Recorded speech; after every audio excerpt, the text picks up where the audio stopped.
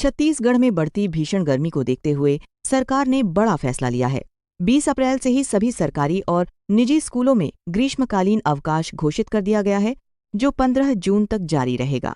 लगातार बढ़ते तापमान और लू के खतरे को ध्यान में रखते हुए यह निर्णय लिया गया है, ताकि बच्चों की सेहत सुरक्षित रहे।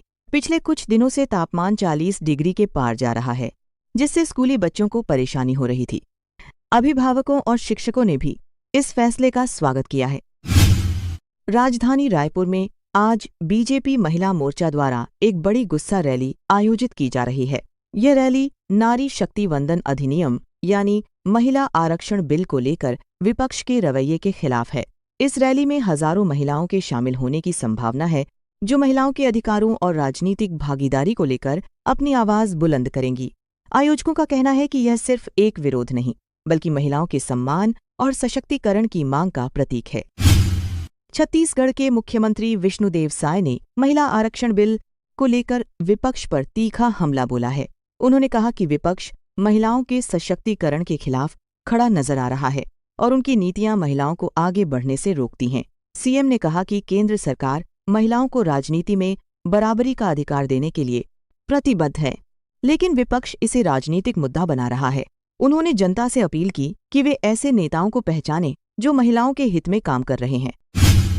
छत्तीसगढ़ में इस समय लू का प्रकोप चरम पर है। कई जिलों में तापमान 43 से 45 डिग्री सेल्सियस तक पहुंचने की संभावना जताई जा रही है।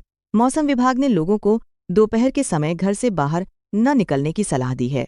स्वास्थ्य विभाग ने भी सतर्कता बरतने को कहा है और अधिक पानी पीने, हल्के कपड़े पहनने और धूप से बचने की सलाह दी है। खासकर बच्चों और बुजुर्गों को विशेष सावधानी रखने की जरूरत है, क्योंकि वे लू से जल्दी प्रभावित हो सकते हैं।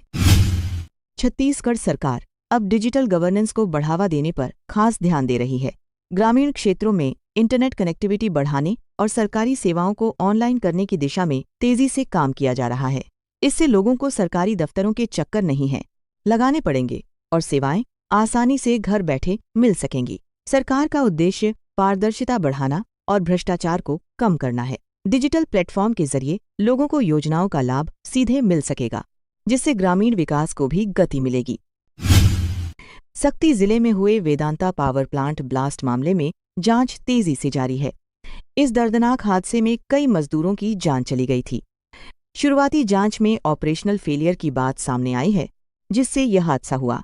प्रशासन और विशेषज्ञों की टीम घटनास्थल पर जांच कर रही है और दोषियों की पहचान की जा रही है। सरकार ने पीड़ित परिवारों को मुआवजा देने की घोषणा की है और भविष्य में ऐसे हादसे न हों, इसके लिए सुरक्षा मानकों को सख्ती से लागू करने की बात कही है। छत्तीसगढ़ में अवैध खनन के खिलाफ सरकार ने सख्त रुख अपनाया है। खासकर रेत खनन को लेकर कई इलाकों में कार्रवाई तेज कर दी गई है। प्रशासन ने छापेमारी कर कई वाहनों को जब्त किया है और दोषियों के खिलाफ कड़ी कार्रवाई की जा रही है। अवैध खनन के खिलाफ सरकार ने भरी मार के खिलाफ अपराध।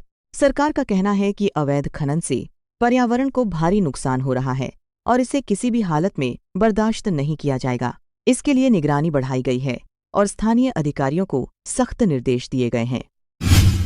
महतारी वंदन योजना के तहत राज्य की महिलाओं को आर्थिक सहायता दी जा रही है, जिसका सकारात्मक असर देखने को मिल रहा है। इस योजना से हजारों महिलाओं को आर्थिक मजबूती मिली है और वे आत्मनिर्भर बन रही हैं। सरकार का उद्देश्य महिलाओं को सशक्त बनाना और उन्हें आर्थिक रूप से मजबूत करना है।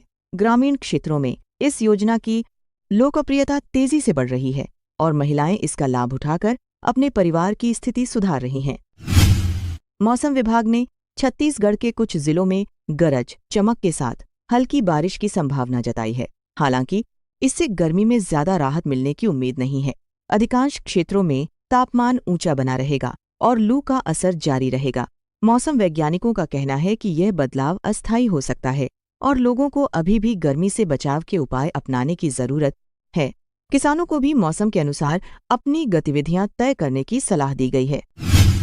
मुख्यमंत्री विष्णुदेव साय के नेतृत्व में राज्य में विकास कार्यों को तेज किया जा रहा है। जन समस्याओं के त्वरित समाधान के लिए समाधान शिविर आयोजित करने की तैयारी की जा रही है। इन शिविरों में लोगों की समस्याओं का मौके पर ही निस्तारण किया जाएगा।